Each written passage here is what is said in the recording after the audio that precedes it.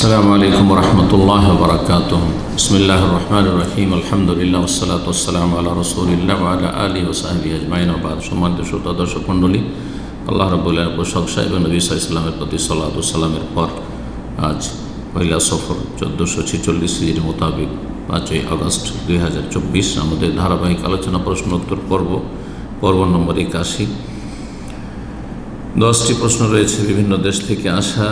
আমরা ইনশাআল্লাহ তাআলা সংক্ষেপে উত্তর দেওয়ার চেষ্টা করব। আল্লাহ রবে তৌফিক দান করেন। প্রথম প্রশ্ন করেছেন, আসসালামু আলাইকুম শাইখ। ওয়ালাইকুম আসসালাম রাহমাতুল্লাহ। আমার একটি প্রশ্ন, মুনাফিকদের শাস্তির বিধান কি রাসূলুল্লাহ সাল্লাল্লাহু আলাইহি সাল্লামের হাতে দেওয়া হয়েছিল, নাকি আল্লাহ সুবহানাহু ওয়া তাআলা মুনাফিকদের বিচার করবেন? জাযাকাল্লাহু খাইরান। সম্মানিত শেখ, মুনাফিকদের শাস্তির বিধান বলতে আপনার প্রশ্নের উদ্দেশ্য পার্থিব শাস্তির বিধান নাকি পারলৌকিক শাস্তি বিধান, মানে আখিরাতের আল্লাহর শাস্তি, জাহান্নামের শাস্তি? যদি পার্থিব শাস্তির কথা এখানে উদ্দেশ্য করে থাকেন, কারণ বিষয়টি স্পষ্ট করেননি, তাহলে মনে রাখবেন যে মুনাফিকের পার্থিব শাস্তি আল্লাহ রাব্বুল আলামিন না নিজে কোনো শাস্তি দিয়েছেন, আযাব দিয়ে ধ্বংস করেছেন। মদিনায় যে মুনাফিকরা ছিল, যদিও তাদের সবচেয়ে বড় আযাব হচ্ছে গুমরাহির আযাব, কুফরির আযাব, ঈমান হারিয়ে যাওয়ার আযাব, এটি সবচেয়ে বড় আযাব। কিন্তু এমনি কোনো আল্লাহ রাব্বুল পারিবারিক শারীরিক এসব শাস্তি বা কোনো দণ্ডবিধান আল্লাহ নির্ধারণ করেননি। আর নবী সাল্লাল্লাহু আলাইহি ওয়াসাল্লামকে সাহাবায়ে কেরাম বিভিন্ন সময় বলেছেন যে ইয়া রাসূলুল্লাহ, এই মুনাফিকের গর্দনটা উড়িয়ে দিয়ে আমি একে হত্যা করি, আমাকে অনুমতি দেন। কিন্তু নবী সাল্লাল্লাহু আলাইহি ওয়াসাল্লাম অনুমতি দেননি, আর বলেছেন যে এর একটা খারাপ প্রভাব পড়বে। মানুষরা যারা দুর্বল ইমানের মানুষ, নতুন নতুন ইসলাম গ্রহণ করছে, অথবা যারা মুনাফিকদের সাথে মিশে রয়েছে, কিছু লোক এইরকম রয়েছে মুনাফিকদের অনুসারী, কাইলা ইয়াতাহাদ্দাসুন নাস, তারা বলার সুযোগ না পেয়ে যায় যে আন্না মুহাম্মাদান ইয়াকতুলু আসহাবা, মুহাম্মদ সাল্লাল্লাহু আলাইহি ওয়াসাল্লাম তার সাথী সঙ্গীদেরকে খুন করছে। মানুষ তো বিভ্রান্তি ছড়াবে যে সাথী সঙ্গীদেরকে হত্যা করছে, অথচ এরা সাথী সঙ্গী নয়। এই জন্য আল্লাহর কোরআনে কেন বলছেন ইয়া আইয়ুহান নাবিয়্যু জাহিদিল কুফারা ওয়াল মুনাফিকিন, কাফের এবং মুনাফিকদের বিরুদ্ধে জিহাদ করো। তো তাফসীর কারগণ বলেছেন, আল্লামা শাইখ সালেহ ফাওজান হাফিজাহুল্লাহ বলছেন যে কাফেরদের বিরুদ্ধে জিহাদ হচ্ছে অস্ত্রের দ্বারা, বিসনান, আর মুনাফিকদের বিরুদ্ধে জিহাদ হচ্ছে বিল লিসান, জবান দ্বারা, হুজ্জত দ্বারা, বিল হুজ্জত ওয়াল বায়ান, দলিল প্রমাণ এবং বয়ান দ্বারা। সুতরাং দুনিয়ার শাস্তির কথা যদি উদ্দেশ্য না করে থাকেন, তাহলে পারলৌকিক শাস্তি আল্লাহ রাব্বুল আলামিন শাস্তি দেবেন। কাফেরকে হোক, মুনাফিককে হোক, মুশরিককে হোক, অথবা মুসলিম সমাজের যে কোনো পাপিষ্ঠকে হোক, শাস্তি প্রদান করা আল্লাহ রাব্বুল আলামিনের কাজ, নবী সাল্লাল্লাহু আলাইহি সাল্লামের কাজ নয় সেটি। জি। 2 নম্বর প্রশ্ন বলছেন, আসসালামু আলাইকুম শাইখ। ওয়ালাইকুম আসসালাম রাহমাতুল্লাহ। আমার খাসির বয়স 1 বছর, দাঁতে নাই, আকিকার জন্য উপযুক্ত হবে কি? যদি 1 বছর বয়স হয় যথেষ্ট, 1 বছর বয়স হয় তো আকিকার জন্য যথেষ্ট, এমনকি কোরবানির জন্য যথেষ্ট অধিকাংশ উলামায়ে কেরামদের কাছে। কিছু আহলে হাদিস উলামাদের ফতোয়া রয়েছে যে দাঁতা হইতে হবে, 1 বছরের সাথে দাঁতা হইতে হবে, দাঁত হইতেই হবে।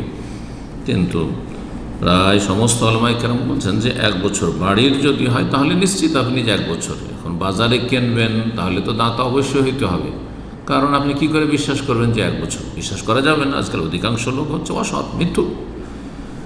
সুতরাং নিজের বাড়ির যদি পোষা পশু হয় তাহলে দাঁত শর্ত নয়, বরং বয়স হচ্ছে শর্ত। জি। খাসির ক্ষেত্রে 1 বছর যথেষ্ট, গরুর ক্ষেত্রে 2 বছর, আর উটের ক্ষেত্রে 5 বছর, যেমন সমস্ত উলামায়ে কেরাম বলেছেন। সেটা আকিকার ক্ষেত্রে হোক অথবা কোরবানির ক্ষেত্রে হোক। আকিকার ক্ষেত্রে ভাগ চলবে না, আকিকায় ভাগ চলবে, যেমন রাখতে, কারণ আমাদের দেশে হানাফিরা ভাগ দিয়ে থাকে, এই ভাগে আকিকা চলবে না। জি। 3 নম্বর প্রশ্ন, আসসালামু আলাইকুম শাইখ। ওয়ালাইকুম আসসালাম রাহমাতুল্লাহ। কেউ যদি মোটা হওয়ার জন্য বেশি খায় তাহলে কি কোনো দিক দিয়ে গুনাহ হবে, যেমন সৃষ্টির পরিবর্তন, কুপ্রবৃত্তির অনুসরণ? মোটা হওয়ার জন্য বেশি খাওয়া, এটা আগের যুগে যখন মানুষের সমাজে মূর্খতা ছিল, তারা স্বাস্থ্য সম্পর্কে বুঝতো না, স্বাস্থ্য সচেতনতা বলে কোনো কিছুই ছিল না, আর তারপরে মোটা হওয়াটাকে বড় কাজ মনে করতো। আজকাল তো মানুষ মোটা হইতে চায় না, হালকা করতে চাইছে শরীরকে। এমন কোনো মূর্খ মনে হয় আজকাল নেই যে মোটা হওয়ার জন্য বেশি খাবে। যিনি প্রশ্ন করেছেন যায় না কোন পল্লীগ্রামে বাস করেন, আল্লাহ জানেন। আজকাল সবাই নিজের ওজনকে হালকা করার জন্য পেরেশান রয়েছে। জি, আল্লাহ হেফাজত করুন। কারণ রোগ বেড়ে যাওয়ার একটি গুরুত্বপূর্ণ কারণ হচ্ছে শরীর বেশি মোটা হয়ে যাওয়া। সেটা মোটা হওয়ার জন্য বেশি খাবেন, এটা ভালো কাজ নয়। দিনের দিক থেকেও ভালো কাজ নয়, দুনিয়ার দিক থেকেও ভালো কাজ নয়। গোনা হবে কি না, না বেশি মানে স্বাভাবিক বেশি খান তাহলে গোনা হবে না। কিন্তু এত বেশি খাচ্ছেন যেই খাওয়া আপনার শরীরের ক্ষতি করবে, আপনার ইমানের ক্ষতি করবে, আপনার ইবাদত বন্দেগীতে আপনাকে অলস বানিয়ে দেবে। কারণ আরবিতে একটি কথা রয়েছে ওলামায়ে কেরামদের, মান আকালা কাসীরান, মান আকালা কাসীরান, বেশি বেশি খাবে, নামা কাসীরান, সে বেশি বেশি ঘুমাবে। ও মান নামা কাসীরান, যে বেশি ঘুমাবে, 8 ঘন্টার বেশি যে ঘুমাবে, খাসেরা কাসীরান, সে বেশি ক্ষতিগ্রস্ত। না লেখাপড়া ভালো করে করবে, লেখাপড়ার যুগে থাকলে না কর্মঠ হবে, অকেজ হবে, অলস হবে, আর না ইবাদত বন্দেগী করতে পারবে, ফজরে উঠতে পারবে না, তাহাজ্জুদ তো তার দ্বারা সম্ভবই না। বেশি খেয়ে দিয়ে ঘুমালে রাত্রে হোক আর দিনে হোক ঘুম বেশি আসবে। জি, সুতরাং বেশি খাওয়াটা ভালো কাজ নয়, দিনের দিক থেকেও ভালো কাজ নয়, দুনিয়ার দিক ভালো কাজ নয়। কিন্তু স্বাভাবিক বেশি যদি কেউ খায়, কেউ কম খাচ্ছে, তো জায়েজ, অসুবিধা নেই। এতে সৃষ্টির পরিবর্তন বলি কি আছে? কেউ যদি মোটা হয় একটু, তাতে বা সৃষ্টির পরিবর্তন কি আছে? আর কুপ্রবৃত্তির অনুসরণ, হ্যাঁ খুবই বেশি খাচ্ছেন, তাহলে এটা আসলে ভালো কাজ নয়, অনুত্তম কমপক্ষে। কারণ নবী সাল্লাল্লাহু আলাইহি ওয়াসাল্লাম বলছেন, ইন্নাল কাফিরা ইয়াকুলু ফি সাবআতি আমআহ, কাফের, যার আল্লাহ পরকালে ঈমান নেই, যার উদ্দেশ্য হচ্ছে এই দুনিয়া, শুধু দুনিয়ায় খাওয়া দাও বাস, আমোদ ফুর্তি করো। হ্যাঁ, খাওয়ার জন্য আমি দুনিয়াতে পয়দা হয়েছি, এটা যার উদ্দেশ্য, সে তার চরিত্র হচ্ছে কিরকম, ইয়াকুলু ফি সাবআতি আমআহ, 7 পাকস্থলিতে, 7 পেট ভর্তি করে খায়, হাদিসে রয়েছে, খুব বেশি খায়। ওয়াইনাল মুমিনা ইয়াকুলু ফি মিআন ওয়াহিদ, আর যে মুমিন মুসলিম, যার খাবার দাওয়ার উদ্দেশ্য কি? খাওয়া দাওয়ার উদ্দেশ্য হচ্ছে যে আমি ইবাদত বন্দেগীর জন্য সৃষ্টি হয়েছি, আল্লাহ সৃষ্টি করেছেন, কিন্তু খেয়ে দিয়ে আমাকে সুস্থ থেকে আল্লাহর ইবাদত করতে হবে। জি, বেঁচে থাকার জন্য খাচ্ছি, খাওয়ার জন্য বেঁচে নেই, এটা মুমিনের কথা, মুমিন মুসলিমের কথা, যে বেঁচে থাকার জন্য, সুস্থ থাকার জন্য খাওয়া দাওয়া করছি, পানাহার করছি। আর কাফেরের কথা হচ্ছে, আর পেটুকের কথা হচ্ছে যে খাওয়া দাওয়ার জন্যই আমি পয়দা হয়েছি, খাওয়া দাওয়ার জন্য বেঁচে আছি, আখেরাত বলে কোনো কিছু নেই। জি, সুতরাং এত বেশি খাওয়া ভালো মানুষের পরিচয় নয়। জি, 4 নম্বর প্রশ্ন। আসসালামু আলাইকুম শেখ। ওয়ালাইকুম আসসালাম। বাংলাদেশ থেকে প্রশ্ন করছেন, বলছেন কোনো কারণে সকালে বেতর পড়লে কিভাবে পড়ব? প্রথম বৈঠক এবং দোয়ায় কুনুত পড়া কখন কিভাবে পড়ব? প্রথম বৈঠক বলতে হানাফিদের মতো মাগরিবের মতো করে, যে আপনি 3 রাকাত বেতর পড়বেন আর প্রথম বৈঠক আত্তাহিয়াত পড়ে সালাম না ফিরে উঠে যাবেন, না, এটা জয়ীফ, সহি নয়। সহি হচ্ছে শুধু 1 রাকাত বেতর পড়েন, আর না হলে যদি 3 রাকাত বেতর পড়েন তো একটানা বিনা বৈঠকে পড়ে নেবেন, কোনো বৈঠক করবেন না, এভাবে পড়বেন। আর 3 রাকাতে এটাও নিয়ত করতে পারেন, 2 রাকাত পড়ে সালাম ফিরলেন আর তারপরে 1 রাকাত পড়লেন, যেমন সৌদি আরবে আমল আছে, সেটাও করতে পারেন। শুধু 1 রাকাতও বেতর পড়তে পারেন। জি, সেটা রাতে হোক অথবা দিনের বেলা হোক। কিন্তু হ্যাঁ, একটি কথা মনে রাখবেন, জি, দিনের বেলা, এখানে জিজ্ঞাসা সকালে মানে দিনের বেলা, দিনের বেলা যদি বেতরের কাজা করেন তাহলে বেজোড় পড়া চলবে না, বেজোড় পড়া চলবে না, তখন জোড়া পড়তে হবে। সেটা কাজা একদল বলছেন যে 1-এর জায়গায় 2, 3-এর জায়গায় 4 পড়বেন, বা 5 পড়তেন তো 6 পড়বেন। আপনি 11 তাহাজ্জুদ সহ পড়তেন, 12 পড়বেন, জোড়া পড়বেন। যেমন নবী সাল্লাল্লাহু আলাইহি সাল্লামের কখনো ছুটে গেলে তিনি এমনটাই করতেন বা করতে নির্দেশ দিয়েছেন, জোড়া পড়ে নেবে। 12 রাকাতান, 12 রাকা, 12 রাকাত পড়বেন 11-এর জায়গায়। আর যেমনটা আপনার অভ্যাস রয়েছে, কিন্তু জোড়া বেজোড় পড়লে হবে কি, যে আপনি রাতের কাজা করলেন বেতর বেজোড় করে, আবার মাগরিবও বেজোড় হয়, তো বেজোড় পেলে জোড় হয়ে যাবে। জি, 5 নম্বর প্রশ্ন করেছেন, আসসালামু আলাইকুম সালাতুল্লাহ, একটি জরুরি প্রশ্নের উত্তর জানা ছিল, দয়া করে যদি উত্তর দিয়ে উপকৃত করতেন। শেখ, আমার বোনের বিয়ে হয় কয়েক মাস, এখন তার স্বামী বাচ্চা নিতে চাচ্ছেন না এবং আজল করে থাকেন, বাচ্চা নিতে চাচ্ছেন না কারণ স্ত্রী মোটা এবং শারীরিক ক্ষতির দিক দিয়ে, স্বামীর ঋণ, আর্থিক সব দিক দিয়ে বিবেচনা করে বাচ্চা নিচ্ছেন না। এখন প্রশ্ন হলো, আজল করা থেকে গুনাহ হবে? অস্থায়ী যদি আজল করে যে আমি আপাতত কিছুদিন বাচ্চা নেব না, তো জায়েজ। আজল করুক অথবা নিরোধ ব্যবহার করুক, অন্য কিছু ওষুধ খাক। স্থায়ীভাবে বাচ্চা বন্ধ করা হারাম, জায়েজ নয়, যদি প্রাণনাশের ঝুঁকি না থাকে বা বড় ধরনের ক্ষতির ঝুঁকি না থাকে। এবং বাচ্চা না নেওয়াতে কি গুনাহ হবে? বাচ্চা একেবারে যদি না নেয় তাহলে গুনাহগার হবে। আর বিয়ে শাদীর একটি মুখ্য উদ্দেশ্য হচ্ছে প্রজন্ম বাড়ানো। আর যদি বাচ্চা 2টো নিয়েছে, 3টে নিয়েছে, আর বেশি নিতে চায় না বা বেশি গ্যাপ দিচ্ছে, 4-5 বছর গ্যাপ দিয়ে দিচ্ছে, তো জায়েজ, কিন্তু অনুত্তম। 6 নম্বর প্রশ্ন বলছেন, আসসালামু আলাইকুম সালামতুল্লাহ, বলছেন যে আমার একটা প্রশ্ন ছিল, আমার ভাই যখন ছোট ছিল তখন তার একটি ভয়ঙ্কর রোগ হয়েছিল। তখন আমার বাবা মা ওয়াদা করেছিলেন যে আল্লাহর রাস্তায় দেবেন এবং দিয়েছিলেন, কিন্তু একটা অসুবিধার জন্য নিয়ে চলে আসতে হয়। কিন্তু পরবর্তীতে আমার ভাই আর যেতে চায়নি, এখন সাধারণ স্কুলে পড়াশোনা করছে। এতে কি কোনো পাপ হবে? পাপ হলে করণীয় কি?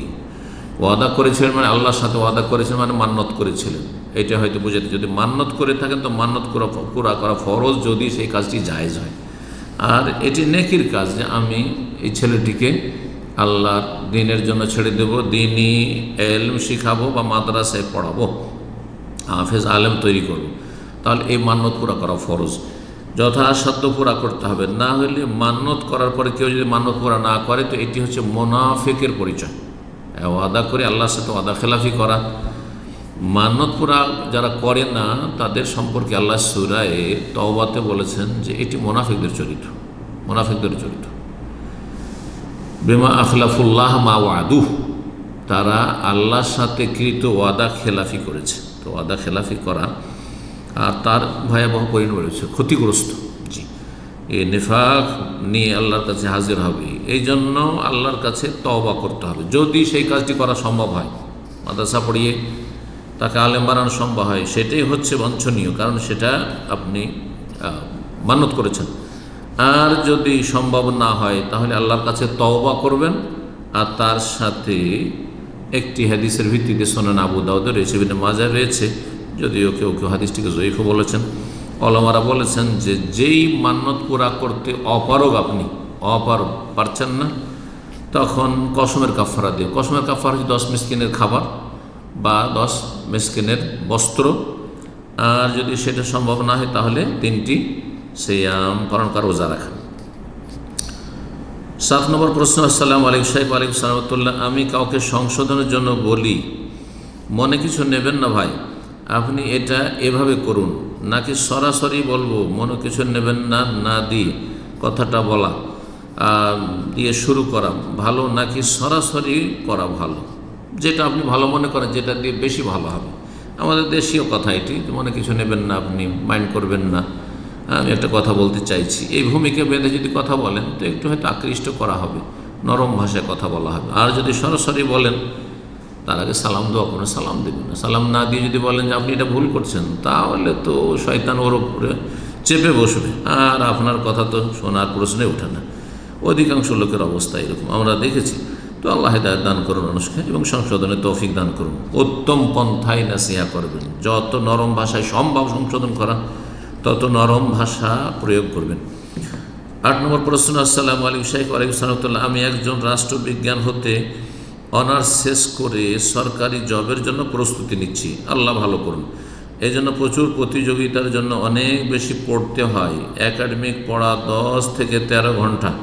বর্তমানে কিভাবে কতটুকু সময় কোরআন তেলাওয়াত, নফল জিকির, আজকার, এলেম অর্জন ও দাওয়াতি কাজ করব, যাতে দুনিয়া ও আখিরাতের সর্বোচ্চ আমলকারীদের অন্যতম হতে পারি? এই ক্ষেত্রে মাপকাঠি কী হবে? দৈনন্দিন রুটিন বিশেষ করে কী হবে ইনশাআল্লাহ? আপনি এখানে ফরজ, সুন্নত, মুস্তাহাব, নফল সব একাকার করে দিয়েছেন। আপনি দুনিয়ার প্রস্তুতি নেওয়ার জন্য, একাডেমিক পড়ার জন্য 10 থেকে 13 ঘন্টা 24 ঘন্টার মধ্যে পড়ছেন, মানে দিনের 24 ঘন্টার মধ্যে অর্ধেকের বেশি, 13 ঘন্টা মানে অর্ধেকের বেশি পড়ছেন।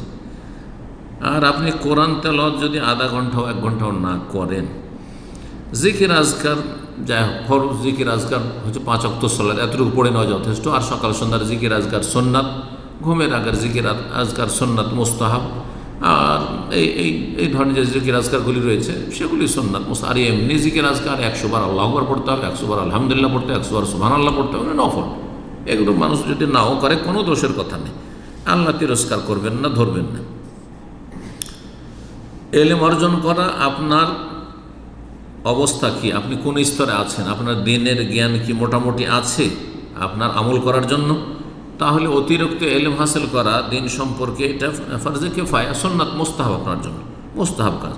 কিন্তু আপনার যদি ইসলামের ফাউন্ডেশন সম্পর্কে, আকীদা সম্পর্কে জানা নেই, মৌলিক আকীদাগুলি যেগুলো গুরুত্বপূর্ণ বিষয়, আপনার ফিকহি জরুরি মাসাইল জানা নেই, সালাতের পদ্ধতি জানেন না, সালাতের মাসলা মাসাইল জানেন না, জরুরি মাসলা মাসাইল জানেন না, আপনি তাহারাত, ওযু, গোসল, তেমন মাসলা মাসাইল জানেন না, তাহলে ইলম শেখা ফরজ হয়ে আছে।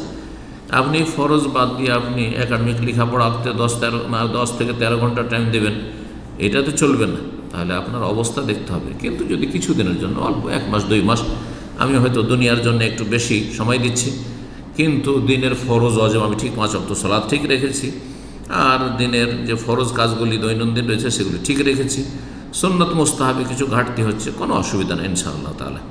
কিন্তু আপনি আশা করেন সর্বোচ্চ আমলকারীদের অন্যতম হতে পারে, সর্বোচ্চ আমলকারী হবেন মাশাআল্লাহ, আর আপনি দুনিয়ায় 13 ঘন্টা দেবেন, এইরকম আশা করাটা মোটেই উচিত নয়, মোটেই উচিত নয়। আরে কোনো রকম আল্লাহ যদি মাফ করে দেন, ফরজ আদায় করি, আর যদি আল্লাহ জাহান্নামে না দেন, পাকড়াও না করেন, হিসাব না নেন, জান্নাত দিয়ে দেন, কামিয়াব ইনশাআল্লাহ। জি, এত উচ্চ অভিলাষী হবেন আর আমেল গাফিলতি, এটা মোটেই উচিত হয় না। জি, আল্লাহ সঠিক বুঝদান করুন।